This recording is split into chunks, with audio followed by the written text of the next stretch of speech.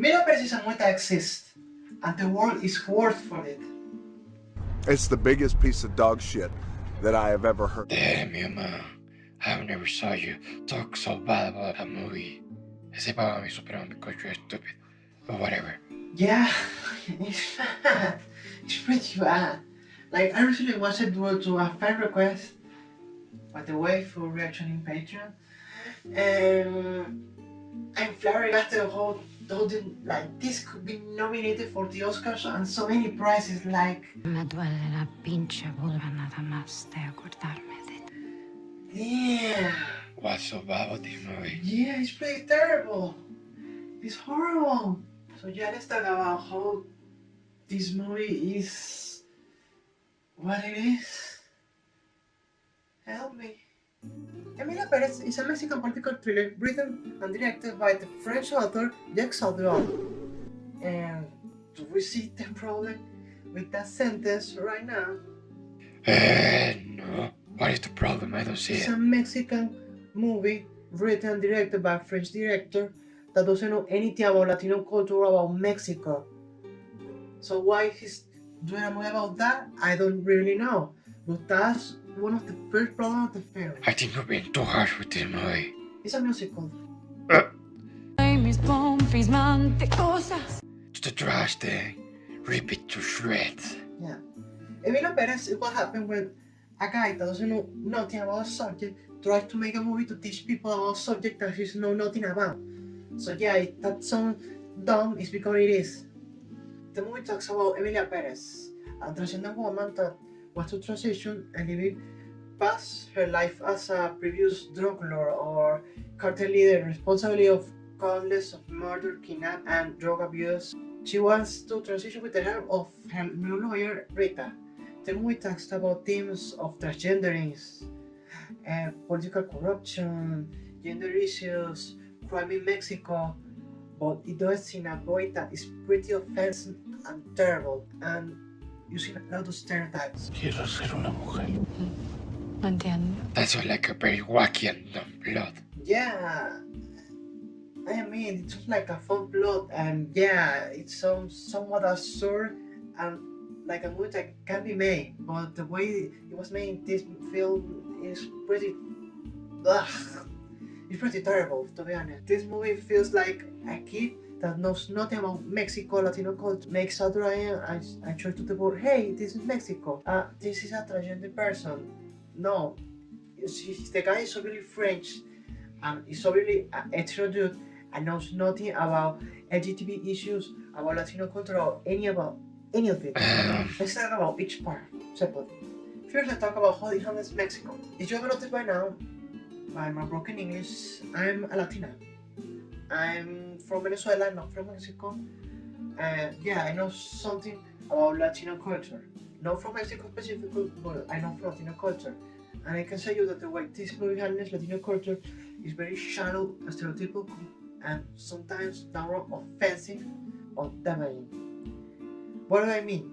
The movie treats Mexico like an alien place, like something super dangerous, corrupt, poor, and downright awful. And the other aspect that focus on Mexico are stereotypical things. Is fetishizes the stereotypes of Mexico. It's very weird. I don't know how to It's not like the movie starts with shiny interior mariachis or something like that. In fact, it does. I think it does. Hey, what? You got to be kidding me. And it gets worse. Like, worse. The movie was shot in France, despite being located in Mexico, and it presents the Mexico City like some sort of savage town at the border of USA. Like drug lords rocking about, murder everywhere. This movie focused only on the bad things, only the corruption, the crime, and listen, I live in Venezuela. Venezuela is one of, the most dangerous place talking about criminal activities. Yeah, Latin America can be a dangerous place sometimes, but you can reduce a culture to only the bad things because you risk to create a damaging image of how the culture works. Every culture and country has various aspects like the food, like the people, like the ambience, the music, how the communities live and thrive.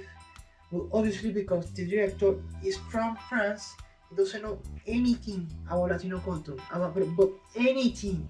But yeah, obviously, because the director doesn't know nothing about Latino culture, and when I mean nothing, I mean nothing, he can't appreciate anything of that. He doesn't know any of that. He only knows the crime or the murders. And yeah, if you want to talk about it, it's okay, but you have to do it in a respectful manner and in a serious way. And the way you handle the movie, the crime in this movie is more like a B plot that is not well developed. So I don't know what he's trying to make or what he's trying to accomplish or that. How Mexican actors can be part of something like this? That's the funny part. I don't. No, I don't. Wait, the movie's in Mexico, right? And the main characters are Mexican, right? Yep. The director said that they couldn't find any Mexican actor worthy of the roles. So yeah, instead they casted North American and Hispanic actresses. In fact, two actresses for North America, so Zendaya and Selena Gomez. And they can speak English. The Spanish in this movie is horrible. I can't understand any of it. I'm from Latin America, I speak Spanish. Spanish is my native language. And I can't understand what the hell Selena Gomez is saying most of the time. What? Me imagino, pero ¿qué hace para él? ¡Solidario está muerto! ¡Sus capos están muertos! ¡Ustedes no tienen a nadie más por quien pelear! So Daniel speaks as someone. This is Spanish with a weird accent. I don't know. I can't criticize people's accent because I'm talking in English with a pretty weird and trashy accent, but I'm not representing a culture, you know? And then we have Carla, the actress of Emilia. She speaks Spanish somewhat well, but she's from Spain, so yeah, she doesn't have the accent of Mexican, or to say the least. So yeah, more information came out of the film, and the only thing I can say is, holy Jesus with Carla Sofia. Holy crap. So, apparently she's now banned from the Oscars and Netflix stopped supporting her because all the crap that she said, and I read some of that crap and oh my god. I have to use subtitles most of the film to understand what the characters were saying, so that's absurd. This is a Spanish movie and I have to use subtitles because they speak Spanish so horrible that I can understand it. How something like that can be nominated to any prize whatsoever. It only ties the fact that they insulted Mexican actors. There are a lot of Mexican actors with talent that could do those roles better. And only that, the film feels like the dialogue and the songs were written in English or French and then translated to Spanish. It's very weird. The lyrics of the song feel like something a kid would say. It feels like Spanish, but a fake Spanish. Like, literally, like someone made the script and they translated with Google Translator. It feels very weird and strange. And the dialogue feels so superficial and dumb because of it. Literally, you can create a script using Google Translation. If you really want to represent Latino culture, if you really want to make a Mexican film, you need to bring some Mexican actors, Mexican actresses, Mexican writers, or someone that can write in a good Spanish. Yeah, people from USA and English-speaking countries might not notice how wrong, how awful the film is, but if you watch the comments of the director and writer, you can see why is his attitude with Latino culture so toxic and weird. He sees us as something exotic and poor and less. It's horrible.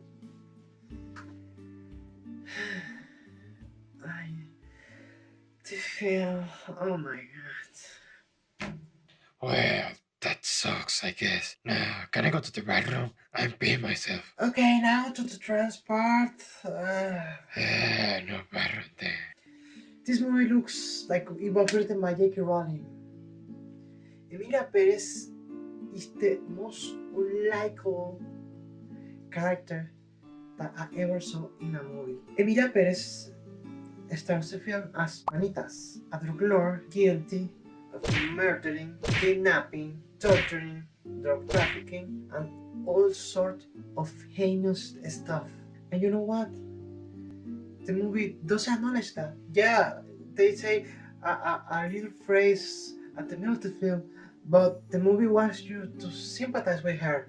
Not only that, she's toxic. She lies to her wife. She lies to her children. Lies to her wife constantly. She manipulates her. She abandons her and her kids. She treats them pretty bad. And throughout the film, they treat like she was reborn as Emilia and everything is forgotten. But that's not how life works. You don't transition and become someone else. You recover yourself. But you are the same person. And everything that you did in the past, it was still you. And then came with a shitty excuse about, no, Emilia was feeling gender dysphoria the whole time. But she became a murderous monster because Mexican society. Okay, that doesn't happen. That's a lie. I live in Venezuela. Venezuela is one of the most dangerous places on earth. I'm not a trans woman. And not because I'm a trans and I suffer a lot of transphobia because, yeah, this country is very poor, transphobic, and it's very ignorant. That doesn't mean I'm going to result in murdering people. I'm going to become a criminal. And I know a lot of trans people here that doesn't do that kind of crap. That's bullshit. That's not excuse. Manita and Emilia did what they did because they were a terrible person. And the film tries to make you sympathize with her, like she's going to redeem herself, but she doesn't. She doesn't redeem herself. It talks about transition in a very shallow way. For example, we have the infamous song Penis to Vagina, you know that song. Men to woman, or woman to men. Man to woman. From penis to vagina. It treats surgery, transgender surgery, like something cosmetic, like Botox, like people inject Botox and something like that. And it's not like that. It's a difficult process. It's a rough process. It's something that nobody's happy going through it because it's a need. They need to do that to feel better, to feel like themselves, to feel like they're in the wrong body, to don't hate themselves. It's not like, I will look cooler like that, or it's fun and games. No, it's not fun and games. It's painful. It's a painful process that you go to be happy, to be yourself.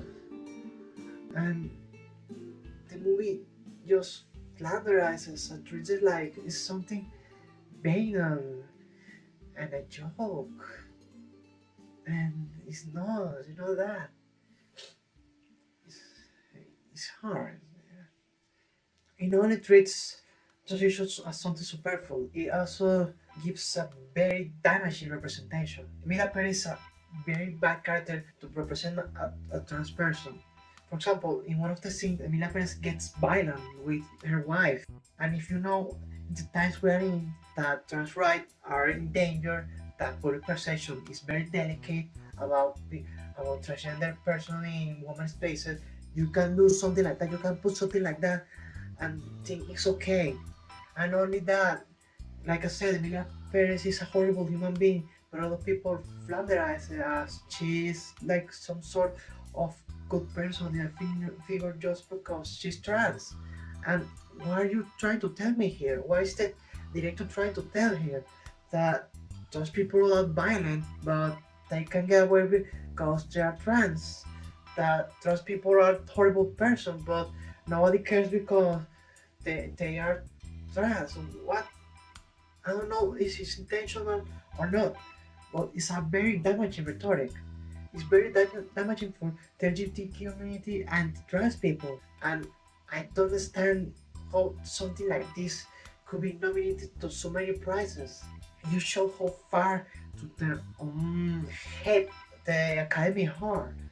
Like, this movie is offensive. This movie is a mock to trans people, to Latino culture, to a lot of things. It's not that the movie is good. It's not. The movie is not even good. Yeah, it has some parts like cool shot and stylish shots, and it has an artistic vision. But that doesn't make a movie good. It has a very strong artistic vision. I have to admit that. But that doesn't make the movie any good. The movie is too bad. The characters, the themes, all are very poorly explored. They don't do anything with them. For example, in the first act, the issue is about transgenders and gender. For the second act, we have the issue of the missing people and crime. And the third act, we come again with the transgender issue and the drama between the family of Emilia Perez. But any of that part, they don't feel connected to one another. And they don't talk about anything specific about an answer or about something. They just say, hey, look at this. This is interesting. This is cool. This is tragic. This is sad. But doesn't do anything with it. The characters, they don't have any character arc that I could say, yeah, Emilia changes and gets remorse about something that she does, but she doesn't have any redemption, or even worse, she backtracks at the end of the movie and doesn't talk about anything. Spoilers, they all die at the end. Yeah, well, Emilia's wife, they die at the end, and everything feels pointless. Like, where's the point? Rita's character doesn't go anywhere. Emilia's character neither. Selena Gomez's character, they don't do anything. The teams, the characters, they don't go anywhere. The pacing is bad. The movie is not good. The script is bad. The songs are bad. The language is bad. How can this be nominated for something? I can make art. I love art. I appreciate art. But just for making art, something is not good. Yeah, art doesn't make something intrinsically good or worthy of price. There must be a wake-up call of how lost the Hollywood elite is, how far away from these issues, these real issues, and the real experience they are. How they don't notice the problem of this film, how they don't notice anything. This feels like a slap to the face. If this movie wins a lot of prizes at the Oscars, I will be ashamed of the Hollywood industry. Well, to summarize, Emilia Perez, it sucks balls. Don't watch it now. Now. I really need to go to the bathroom. Now.